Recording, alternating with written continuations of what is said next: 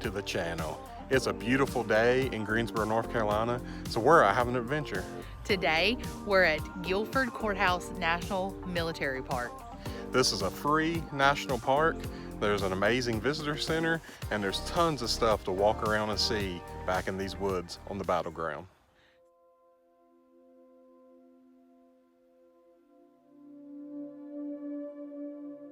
The Battle of Guilford Courthouse was fought on March 15, 1781, and proved to be pivotal to the American victory in the Revolutionary War. Although British troops under Lieutenant General Charles Cornwallis scored a tactical victory at Guilford Courthouse over American forces under Major General Nathaniel Greene, the British suffered significant troop losses during the battle. Afterward, Cornwallis abandoned his campaign for the Carolinas and took his army into Virginia, where in October of that year he surrendered to General George Washington following the Battle of Yorktown.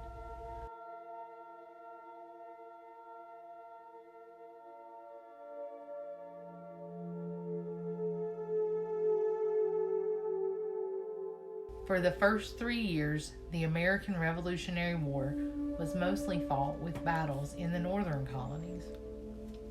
After the French entered the war on the side of the Americans in 1778, the British shifted their focus to a campaign in the South, where they hoped to enlist the support of American colonists still loyal to Great Britain. The campaign initially was successful and devastated the American military in the South.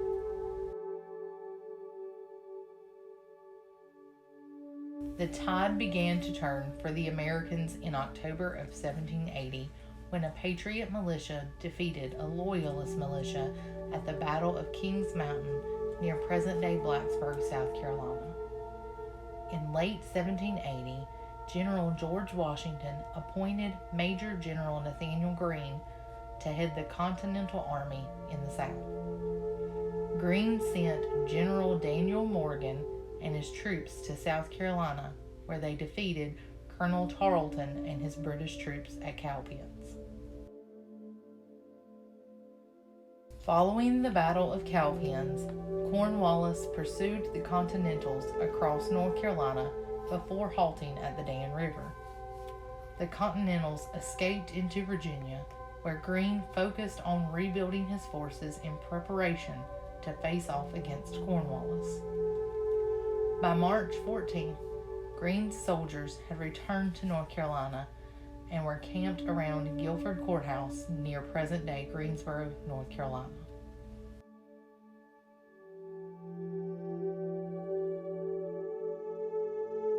At the Battle of Guilford Courthouse on March 15, 1781, Cornwallis and his roughly 1,900 British soldiers went on the offensive against Greene's nearly 4,500 Continental troops and militia. Cornwallis found the Americans in position on rising ground about 1.5 miles from the courthouse.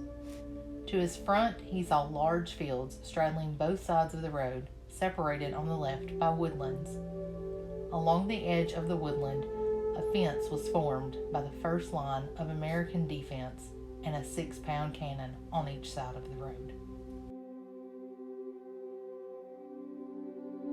Greene had prepared his defense in 3 lines, with the third line being his strongest and consisting of the Virginia Regiment, Delaware Infantry, and 1st and 2nd Maryland Regiments. As the British advanced, the first line North Carolina militia were instructed to fire 2 or 3 rounds. Reportedly, they only fired their muskets once and fled back through the woods. Before they retreated, they inflicted heavy casualties on the British.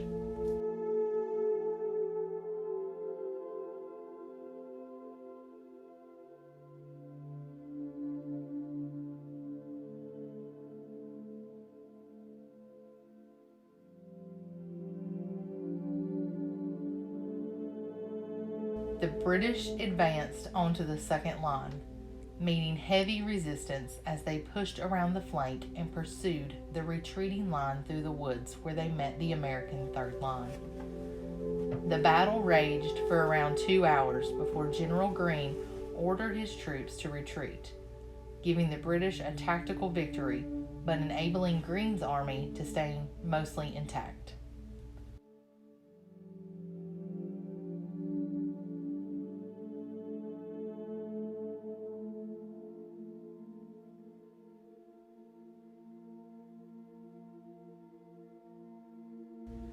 More than 25% of Cornwallis's men were killed, wounded, or captured during the battle. British statesman Charles James Fox is quoted, "Another such victory would ruin the British army." Cornwallis did not pursue Greene's army. The British were spread across a large expanse of woodland without any food or shelter, and during the night, torrential rain started. 50 of the wounded died before sunrise. Had Cornwallis pursued the Americans, he might have come across the supply wagons that the Americans left behind in their camp prior to battle.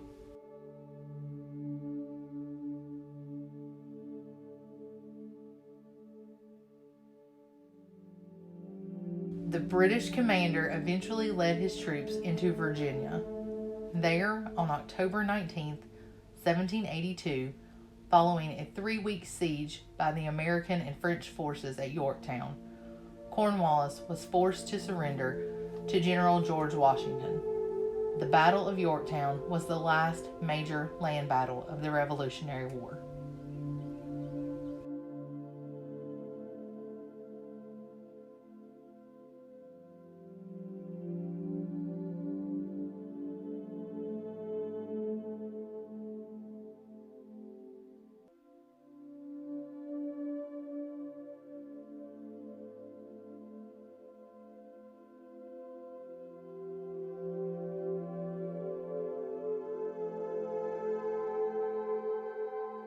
After the Battle of Guilford Courthouse, Greene pushed south towards Charleston, South Carolina.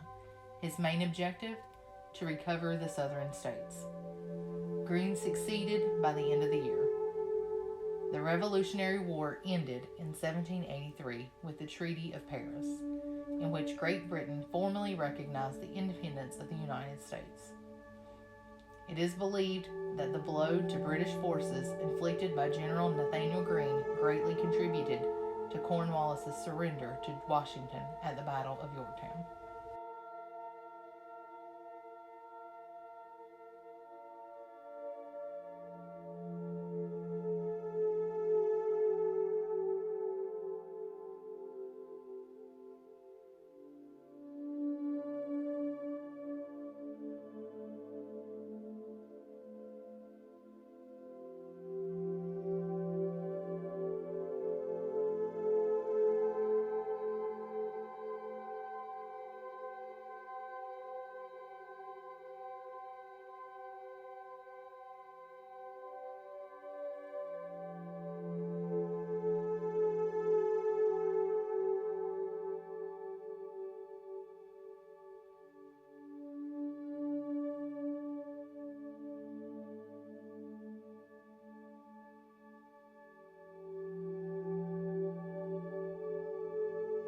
Honorable Lieutenant Colonel Stewart of the 2nd Battalion of the Queen's Guard was killed at this spot by Captain John Smith of the 1st Maryland Regiment.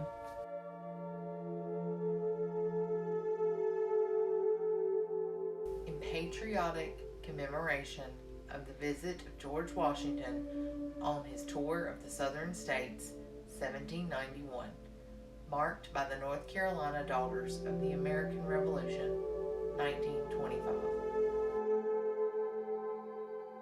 A heroine of 76, Miss Hoppick Turner, mother of Elizabeth, the wife of Joseph Moorhead of North Carolina, and grandmother of Captain James and of John Moorhead, a young NC soldier under Greene, rode horseback from her Maryland home and at Guilford Courthouse nursed to health a badly wounded son. Captain James Moorhead of the 10th Regiment, North Carolina Continental Line.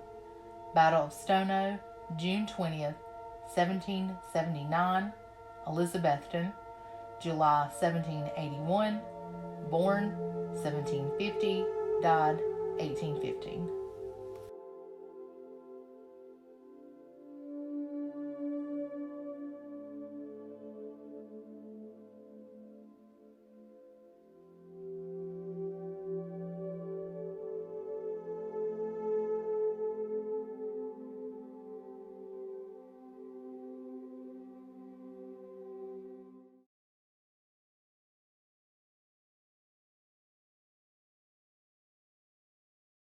So we're at home. We completely forgot to film our outro. But we had an amazing time at the military park today. It's such a good little outing. It's not too far from home for us, right in the middle of Greensboro, North Carolina, and it's really informative, and there's so many cool little Revolutionary War monuments to check out. And the little visitor center was great. It was just like a little museum. Yeah, they had so many artifacts. I mean, you've seen those in the video, but it was completely free. So it's really cool to stop in and check it out. There were a lot of people out riding their bikes because a lot of those are bike trails. If you don't feel like walking it, they have a car path that has pull-off spots where you can park, and some of them have restrooms. So you could definitely drive around and see the different monuments. I think that'd be a great idea for anybody that either you don't feel like walking it if it's super hot, because it does get super hot here. We've had incredible weather this weekend for it to be the end of May, so it was a perfect day to go do it. But if it was just too hot, you just didn't want to feel like walking it, or if you were mobility challenged, then I think that'd be a great option, because especially like the bigger monument, like the big Nathaniel Greene monument, there's like this little pull-off spot, and it's not a far walk from that parking spot to see that, and that was incredible. Yeah, it really was. That thing was massive, and I mean, it rivals any kind of monument that I've seen anywhere, DC, anything like that. Like, that was pretty impressive. So we really enjoyed ourselves, and I hope you enjoyed this video. If you did, give us a thumbs up, leave us a comment and tell us what you thought, or tell us where we should go sometime, and click that bell notification. And always remember to subscribe to our channel. Now, I need for you to get out and survive on adventure. Bye.